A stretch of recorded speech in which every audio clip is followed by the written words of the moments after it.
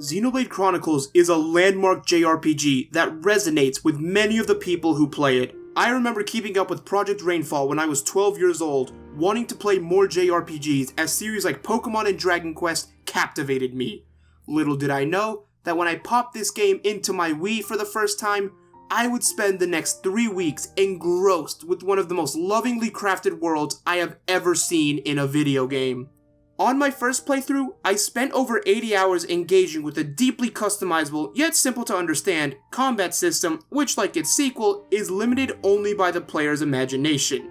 Accompanying me on this journey was the stunningly crafted cast of party members, all of whom are lovable, intricate, and rich with personality.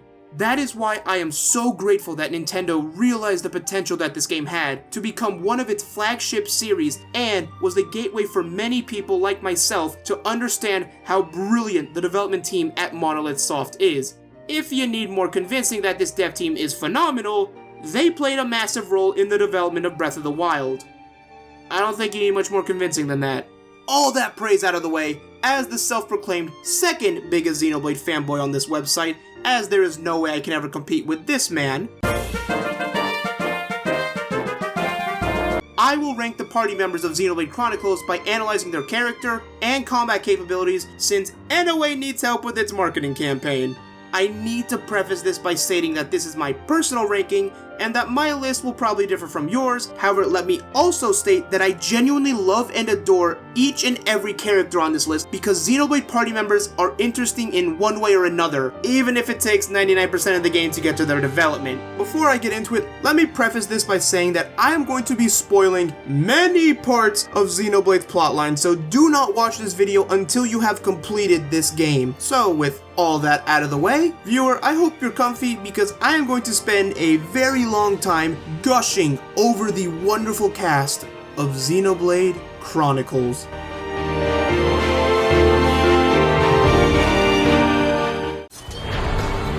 I've got field experience as a medic. If you get hurt, I can use ether to patch you up. One integral part of JRPGs is the healer. Isn't that right, Xenoblade Chronicles X? Now we're stuck on a whole different planet. Thankfully, healers are not just cutesy cliches with paper defenses anymore. From Marianne von Edmund, everyone's favorite depressed teen of Fire Emblem Three Houses, to Geist the Bloody, the sadistic exorcist of Bravely Second, Sharla, the sniper medic of the Colony 6 Defense Force, is also a top-notch healer. Despite being a superb support unit with a tragic backstory, Sharla simply doesn't have the same impact as the other party members, which is a sentiment I know many Xenoblade fans share, given how low she placed in this poll I took from Chugga's video. Seriously, Ricky is lapping this poor woman in popularity. Undeniably, Sharla's had it rough. That said, if you're a female party member in a Xenoblade game who isn't Morag, your life sucks. Sharla is on a desperate quest to find her fiancé Gattold, but the game heavily foreshadows each aspect of Sharla's development. So when for the third time, there's a big reveal of a face Mekon's identity, you don't care as much because 1, both Mumkar and Fiora had much more interesting and important reveals, and 2, you care a lot less about Face Mekon at this point since you're after Egil, the guy making the Face Mekon. Now, a lackluster arc doesn't mean she's bad in battle, so let's take a look at her battle prowess. With no magic or mana meter, the way Xenoblade prevents you from spamming Sharla's healing arts is through the heat gauge. Every time Sharla uses any rifle art, even non-healing arts, she fills the heat gauge. Once it reaches or exceeds 100%, Sharla is forced to use her talent art, Cool Off, which reduces the heat gauge by 15% per second until the heat gauge empties. It's not all bad as Sharla heals 3% of her own max HP per second while cooling off. However, she's a sitting duck while doing so as she can't move, auto attack, or use any arts until she finishes. The reason people recommend direct control of Sharla is because if you use Cool Off before the rifle overheats, you can deplete the gauge at a rate of 35% per second, which makes the process last literally 2 seconds. While many complain about the heatsink, considering the max percent the heat gauge can reach is 120%, it'll take Sharla, at most, 8 seconds to cool off, which really isn't that bad. Sharla has more to her than healing though, like having access to Ether Arts in Thunderbolt. Sharla also has Break and Daze utility in Metal Blast and Headshaker respectively. But the real sauce with Sharla is in her lone physical art, Headshot. Headshot not only gives Charla a guaranteed critical when she uses it, but also a 15% chance to insta-kill a dazed enemy, making her the only party member with this type of ability. People might be confused as to why the medic is the one with an insta-kill, but that's because she knows where the vital organs are. Although, I don't think you need to be a doctor to know to aim for the head. Just goes to show, brawn is better than brains. Oh no, I can't let that one slip by. The head! Shoot him in the head! What? What did I say? While Charla is a great medic, so much so that using her is the unofficial easy mode of this game, other party members like Shulk, Melia, and Ricky, who, yes, do have lesser healing than Charla, in my personal opinion, I feel it's enough to keep the party in good shape. Don't get me wrong, Charla is an integral part of the cast as she's the big sister of the group who has motherly traits since she had to raise Juju on her own. This gives her great interactions with Ryan since he tries to look over Shulk, and while he's a bit of a screw-up, his loyalty to a fault pairs well with Charla's stern yet approachable demeanor. Sorry I kept you waiting. While Shulk is the main character of Xenoblade Chronicles, he isn't the first party member you play as. That honor goes to Dunban. It was Dunban's bravery and courage that gave the Homs the victory at the Battle of Sword Valley. While Dunban is a courageous warrior with great resolve, it is important to remember that he carries his wisdom off the battlefield as well. His heart-to-heart conversations show he's not just a beast as Dixon likes to call him, but a man who despite all his sufferings is truly at peace with his actions. This acceptance stems from his greatest trait, his determination, which helps against everything from killer robots to whatever the Telethi are supposed to be. While Dunban was little more than a Monado art spammer in the tutorial, once he joins you for real, you get the agility tank of the group. Dunban will often keep the aggro on him, but unlike Ryan who is slowly losing HP, Dunban just doesn't. Agility is a stat with double the importance in Xenoblade as it determines both evasion and accuracy, meaning that Dunban can assault enemies with blistering speed while they struggle to leave a scratch on him. Dunban's playstyle focuses on a combo-based kit with several arts that gain additional effects when used after his staple art, Gale Slash, a physical art that inflicts bleed. There are 3 arts that gain secondary effects when used after Gale Slash. Worldly Slash is a 2-hit combo that, at base, lowers the target's physical defense, but gains the effect of lowering physical attack as well if used after Gale Slash. Tempest Kick is a ranged ether attack of all things that removes the target's buffs. And finally there's Electric Gutbuster, which inflicts Break. That last one may sound underwhelming, but Dunban can follow up with Steel Strike, a topple art, meaning Dunban can topple enemies single-handedly. He can also hit behind with Thunder, an attack that forces daze onto the target so long as he has an aura active. Not a problem since Dunban has a plethora of useful ones. My personal favorite is Heat Haze, as it removes Dunban's aggro, but gives him guaranteed criticals while active. This does wonders with Soaring Tempest, an AoE physical art that hits 3 times, and fills his talent gauge by 10% for each hit. Once his talent gauge is full, you can unleash the deadly 4-hit combo. Blossom Dance! Now, some of you might be wondering as to why I have one of the most badasses of gaming lower on this list, since some people even place him in their top 3. This is due in part to how Dunban's arc concludes. In Mumkar's final battle, Dunban, understandably, tries to kill the bastard, but Shulk stops him. Dunban and Shulk both hold immense hatred towards this scum, but Shulk wants more than the simple revenge he initially wanted on this journey, and is seeking out an end to the fighting. While this view is overly naive at best and fatally optimistic at worst, it forces Dunban to question his killer instinct as he decides to place his faith in Shulk's actions. However, Mumkar still dies because karma had to get him eventually. With Mumkar dead and his home avenged, Dunban just takes a backseat for the remainder of the plot. Unquestionably, Dunban is one of the best examples of the mentor archetype in a JRPG, as he is one of the most badass characters in gaming whose playstyle is equally as awesome to use. I just don't think he does enough after Fiora returns. Heck, Melia gets more screen time with her than her own brother does. I just think Dunban is underutilized and he plays second fiddle to Shulk in the later half of the game, but that doesn't change the fact that he's still really damn cool. The man just needs to find some better friends. Meet this year's legendary hero pon Ricky! Ricky live to serve! And now it's time for the bestest character, a legendary hero pon Ricky! Ricky ready to fight with Shulk and Dunban! Ricky joined Shulkin Friends because Chief Dunga tell him to. Ricky go slay Dino Beast so he and Norgo can Oh man, I can't do that voice for as long now. Anyways, in Hom speak, Ricky joins you once you reach Frontier Village, as he is that year's hero pawn. What is a hero pawn? A title given to a schmuck who has too much debt, so they end up as the village mercenary. Ricky, not having any say in the matter, joins the group for if the Dino Beast, a massive Telethia terrorizing Magnaforus, is slain, then his debts will be forgiven. So, how did the comic relief furball get himself into this massive debt? It's because he's a good dad. Have a good look at Ricky. How old do you think this Nopon is? He's 40. Now, how many kids do you think this 40-year-old Nopon has? 2, 3, 4, 11. The answer is 11. Yeah, no, Ricky fought. So, Ricky's role in combat is whatever you want it to be, as he is a jack of all trades. Don't get the idea that he's the master of none, however, as right away, you'll notice that Ricky didn't have 11 kids by having low vitality. You see, in development, Ricky was going to have the lowest HP of the party, but one day they tested a build where he had the highest HP, and since it's hilarious, they kept it. Another beta secret is that Ricky was originally going to be a foul-mouthed thief whose behavior betrayed his appearance. This is the origin of the name of his talent art, Yoink, which can steal items, HP, and of all things stats, which Ricky can use to buff himself with. Regarding his regular arts, Ricky has a wide array of abilities. He has 2 back attack arts in Sneaky, and yes, all the names are this amazing, which deals extra damage, and Bitey Bitey, which extends bleed duration. Lurgy, Freezinate, and Burninate cause poison, chill, and burn respectively, and are all ether arts. On top of that, Ricky has amazing support arts.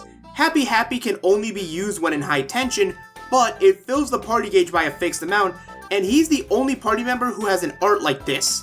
His other blue art, You Can Do It, not only heals Ricky, but any allies in its range. This art has a low cooldown and for me, is more than enough to keep my party healthy.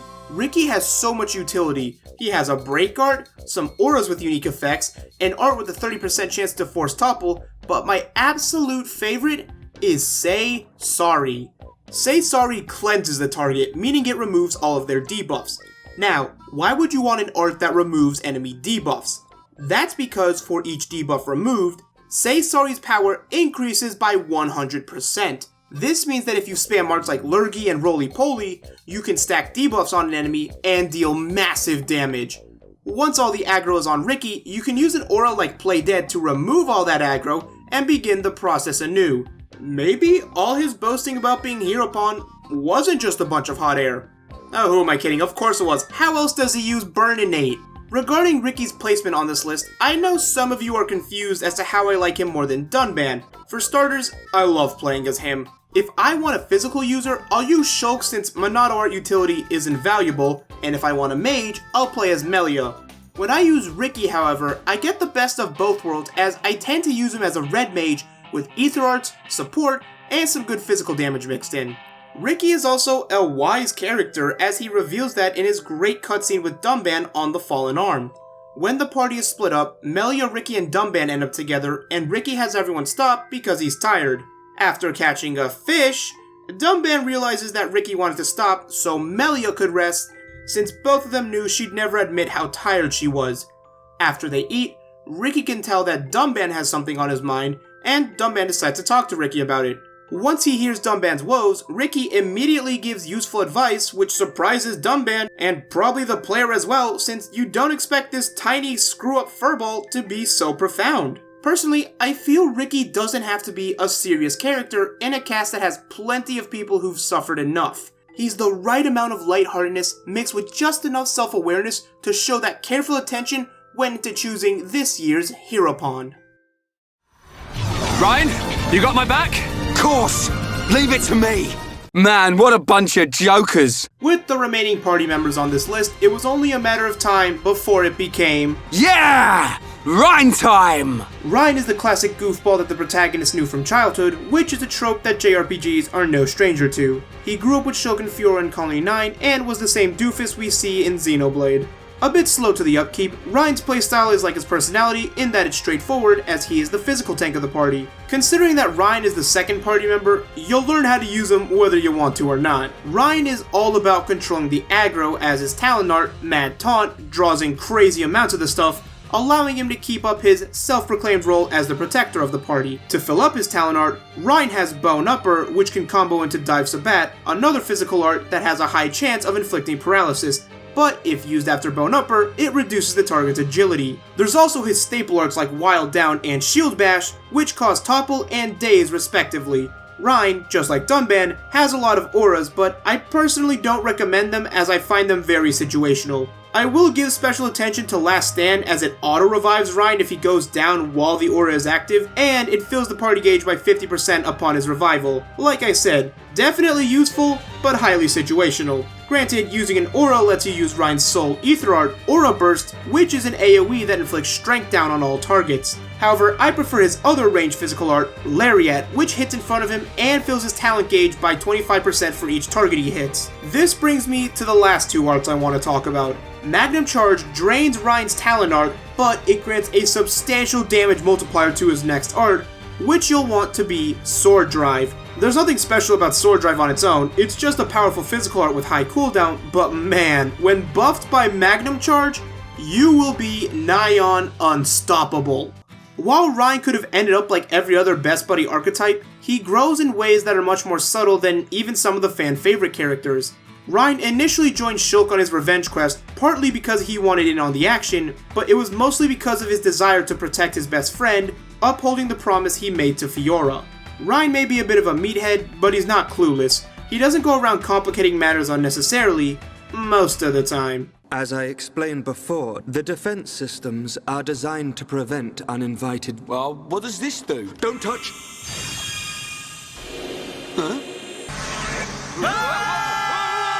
Instead, Ryan extends his role of caretaker onto the whole party, and what I like most about Ryan is that he's never the one who needs cheering up.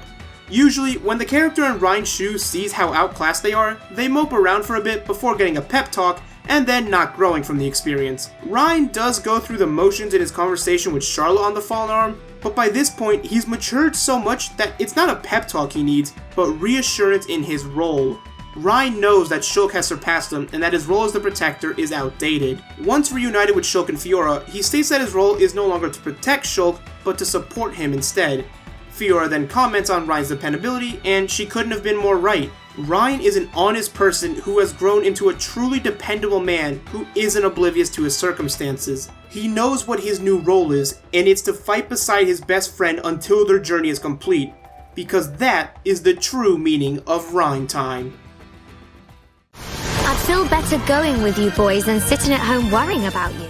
All three of the following characters are some of my favorites, not just in Xenoblade, but all video games. So, first up is Shulk and Ryan's childhood friend, Fiora. Fiora grew up with the boys in Colony 9 and was kind and caring to everyone around her, but she was always protective of Shulk. That desire to protect Shulk ultimately cost Fiora her life as she died in the attack on Colony 9, making her the catalyst for this journey. Okay, next segment. Hang on! We're not finished! Oh, you know I'm kidding, but for the next two entries, I'll go over character before combat, which makes sense with Fiora, given, well, you know. Yeah, she's been through a lot. I can see. Wow. Fiora was given a mechanical body and was forced to pilot the faced unit Nemesis. At Galahad Fortress, Fiora breaks free from Egil's control and with the help of Mayneth, blows up half the fortress, causing the party to fall below. This triggers the events of the Fallen Arm, which I cannot stop bringing up in this video because they're all so good. I'm not even going to explain this part, just watch the wholesomeness. I can't believe it. My first kiss.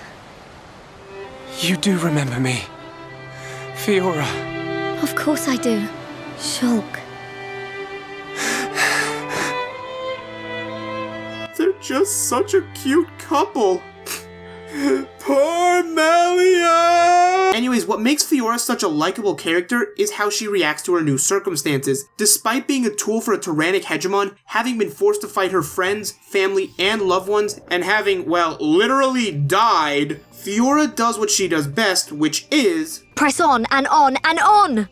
Fiora maintains her upbeat, cheerful attitude because she is grateful that she has been given another chance to see everyone again. That doesn't mean she tries to ignore the new challenges she faces, like what being a robot implies for her and Shulk's relationship. Although, given Shulk's fascination with machinery, you'd think that this new body would be Shulk's biggest dream come true. I mean, Fiora is now literally his customizable girlfriend. He can literally swap her parts! In all seriousness, the relationship between Shulk and Fiora is just so wholesome because of their role reversal, as Shulk is now protecting Fiora, and you can see how much he's grown from the journey's start. While Fiora is understandably scared about her circumstances, she doesn't show it because she doesn't want the others worrying about her. Fiora puts on a brave face, facing the challenges before her head on without worry because she's beside the one she loves. With Fiora as the final party member, you're probably wondering what niche she fills. I already told you, customizable girlfriend. You can customize Fiora however you like, but the best builds for her focus on her strength and agility. She has useful physical arts in Double Wind, which boosts tension if it connects, Double Blade, which is better backslash, and Spear Blade, which does triple damage to toppled enemies. This is something Fiora can abuse with her topple art, Final Cross. Final Cross requires max tension to use, but it forces topple onto targets. Since it's an ether-based attack, an ether-centric build works well with Fiora, and can take advantage of arts like Power Drain and Ether Drain, both of which are AoE, and gain increased effects if they hit more targets. Focusing on the physical though, let's shift into second gear, as this art gives Fiora a flat 50% damage increase to physical arts for 5 seconds. This art also stacks with Fiora's auras. I personally prefer Speed Shift, as it does lower Fiora's defenses, but it grants an auto attack and haste boost, which quickly fills her talent gauge. Speaking of talent arts, Fiora has 4 potential ones she can use, with the one she uses dependent upon her weapon.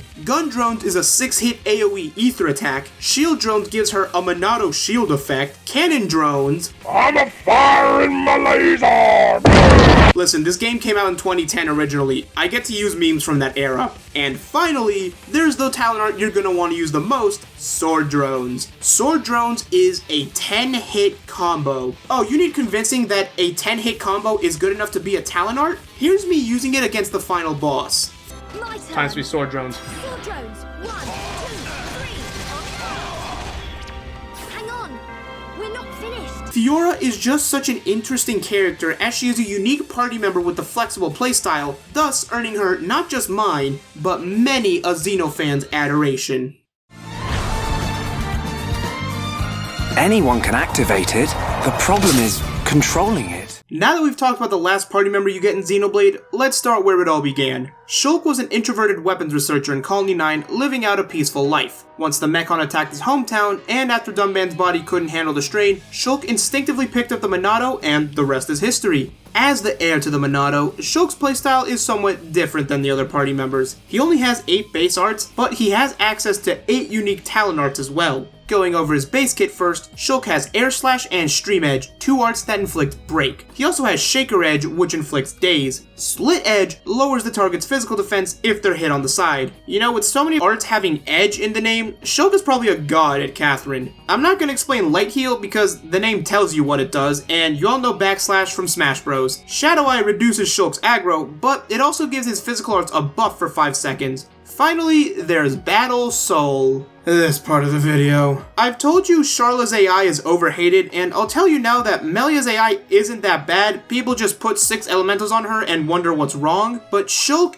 easily has the worst party AI. Battle Soul halves Shulk's current HP, but fills his talent gauge by a fixed amount. For some stupid reason, the AI loves to spam the Monado, and so it goes for Battle Soul even when Shulk's current HP is already under half health, guaranteeing that he'll never get to use said talent art. Seriously, just unequip this if you ever put Shulk on the AI. It's that bad. With his base kit covered, let's go over Monado arts. Buster is a massive AoE physical attack that deals equally massive amounts of damage, and doubly so to Mechon. Enchant allows party members to damage Mechon. Shield blocks talent arts of equal or lower level. Speed grants one ally near perfect evasion for a few seconds. Purge removes auras and spikes while inflicting Aura Seal. Next is Cyclone, a topple art, making Shulk one of the few party members who can perform a break topple daze chain single-handedly. As for the last two Monado arts, they're side quest rewards, both of which I missed in my first playthrough, and don't lie, you also didn't know about them until Chugga's LP. Eater removes enemy buffs and inflicts bleed, and finally, there's Armor, which is the only way to counter visions that foresee ether attacks, as armor reduces the damage taken by them by a fixed amount. With all of this utility at his disposal, it's clear that Shulk is one of the strongest party members in the game, and while the Monado helped him unlock that power, there's more to Shulk than you'd have ever thought. Shulk is a kind person who cares for his friends, but unlike a typical protagonist, Shulk is calmer and more level-headed. He is somewhat pessimistic, taking his failures personally, but he's also smart, and that brilliance helps Shulk save not only himself, but his friends alongside many others. Unfortunately, said kindness would also lead to his undoing, as Shulk's forgiveness of Egil forces Dixon, his adoptive father, to shoot him in the back and awaken the god residing in his body, Azanza. Oh, how I and many a Xenoblade fan hate your guts. Yeah, Shulk having died before the game began makes this game connect to Xenoblade Chronicles 2 in more ways than one. You see, Zanza had his soul sealed in the Monado, and when the expedition team broke said seal, he absorbed their life force and chose to inhabit Shulk's corpse on a whim. Everything Shulk did, the visions, fighting the Mechon, unleashing the Monado's true power, all of it was done to help Zanza reach this point. Despite Shulk's attempts at peace, it was Zanza's will that encouraged Shulk to turn to violence. However, those attempts failed, and so Shulk died again. After Alvis pulls a Pyra and revives Shulk, told you this game connected to the sequel, Shulk is back in the action, ready to prove that he does have a will of his own, as he can now have visions through sheer willpower. When writing Shulk, the developers decided that instead of making a silent protagonist, because, you know, that awful trope hasn't died for some reason, right, Atlas? Shulk was written to be likable and someone you'd want to root for. Considering that Shulk has grown from a meek boy to a hardened hero and is one of the fan-favorite characters of the series, I think they did a pretty good job. I take this chance to bring vengeance for my brethren and fulfill my duty! Let's talk about my favorite character, the one who easily suffers the most in Xenoblade, the Crown Princess of the High Antia, Melia Antiqua. Melia is the mage/summoner of the party, as her primary method of attack is through summoning elementals. Melia can summon 6 different elementals and gains a buff each time she does. However, she can only hold 3 elementals at a time, kind of like the defect from Slay the Spire. Please, one of you get that reference! Anyways, the main purpose of elementals is not to be Melia's support, but to be her might, as her talent art, Elemental Discharge, discharges her elementals. I don't know how else to put it. By using her talent art, her gauge fills by 10 or 15%. What happens when it's full, you ask? This activates Elemental Burst, an aura which doubles Elemental Discharge's damage. The duration is luck dependent, but it lasts longer with higher tension. While active, this aura also lets Melia use Burst End, an art that lowers physical defense by 10% and ether defense by 25% for all enemies in its massive range. It also lets her use Mind Blast, a powerful ether attack that removes auras and inflicts Art Seal, making it stronger than Monado Purge. Now let's briefly cover the elementals. Personally, I stick with the default elementals, as Summon Bolt is the strongest one to discharge, Summon Flare is an AoE that inflicts Blaze, and Summon Aqua gives Melia regen, which I personally like, and when discharged will heal Melia equal to the amount of damage dealt. Her other elementals aren't bad, I just personally don't prefer them, although Summon Copy is a godsend and you should use that whenever possible. As for Melia's remaining arts, I like Healing Gift, as it takes 20% of Melia's max HP to heal an ally for 20% or more of their max HP, which results in an overall net gain. However, the best part about Melia is her topple potential. Spear Break is Melia's sole physical art and it inflicts slow. However, if followed up by Starlight Kick, Melia can force topple onto enemies. This is stupidly broken because unlike all other arts that force topple in this game, this is unconditional. So long as Spear Break was the last art Melia used, Starlight Kick will topple if it connects. No break, high tension, or RNG required. Equally as awesome, though, is her character. As I said, Melia is the crown princess of the Hyantia, but don't think that means she's had an easy life. Well, prior to the events of Xenoblade, Melia had a sheltered upbringing given that the Hyantia isolated themselves, and it wasn't all that bad for her. However, if you've played Xenoblade 2, you know that Melia gets the Nia treatment. In the first cutscene you see Melia, she is fighting a massive Telethia with her lifelong bodyguards. They die within seconds of fighting the thing, and Melia retaliates by unleashing an attack so powerful that it forces the thing to retreat. This cutscene perfectly captures Melia's character. She suffers heavy losses, but despite the pain she's in, she never lets it stop her from getting the job done. Once Melia returns to Alchemoth, she is to ascend the throne and lead the Hyantia race. To earn the people's trust, she partakes in an abandoned ritual where she must enter the tomb of her ancestors. This is a trap set up by her stepmother, who refuses to let a half Hyantia take the throne, and she sends assassins after her. Once you reach Prison Island, Melia's father ends up sacrificing himself in order to protect his daughter, who only then realized that he truly did love her this whole time. So this all sounds pretty rough, right? I'm only halfway done. So once plot twist number 3 happens, it is revealed that the Hyantia are the equivalent to antibodies for Bionis, and all full-blooded Hyantia are then turned into Telethia, including her brother Callion, who she has to kill after her advisor Lorithia is revealed as a traitor, who then fuses with Callion, but not before making out with his corpse in front of her. And on top of all of that, with Fiora being, you know, not dead, Melia's crush on Shulk, the first man to treat her as a person first and a princess second, results in an unrequited love. So let's recap everything Melia's lost. She lost her lifelong bodyguards. She lost her father. She lost her brother. She lost roughly 90% of her subjects. Her home, as Alchemoth, is just inhospitable now. And she lost her first love! So, despite going through all of that, Melia never once shows her sadness, no matter how much it pains her, and continues to fight on. After hearing all that, I hope you understand why I view Melia Antiqua as the symbol of serenity, resilience, and elegance all at the same time, and why she is my favorite party member in Xenoblade Chronicles. So before 95% of you click off this video, please just hear me out for like 1 or 2 minutes. Thank you all so much for watching this video. I hope my passion for this game came through, as I wanted to make this specific video for a very long time, as Xenoblade really is my favorite game of all time. I deeply adore this series and just hope more people can experience it. I hope no one watched this without playing the original, or if they were like spoiled on it, or at least watched Chugga's LP of the game, but this is such a good game that I'm looking forward to seeing more people experience. That moment, we all know what the moment's gonna be. It's gonna come towards the end of the game, that like when Xenoblade 2 fans get towards the end, beat the final boss, and they see that cutscene, they're gonna be like, oh, that mind-blowing reaction that so many people are gonna have is gonna be beautiful.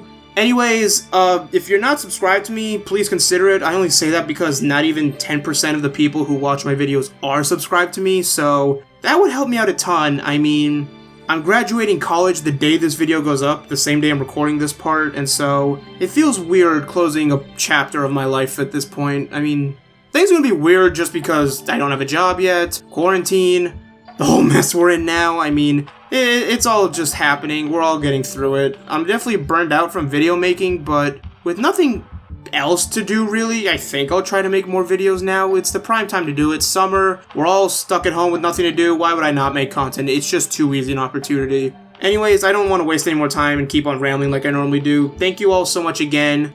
Tell me everything in the comments you love about this game. I love reading my comments and just seeing what people think about these things too. Anyways, I'm gonna get up out of here. Peace.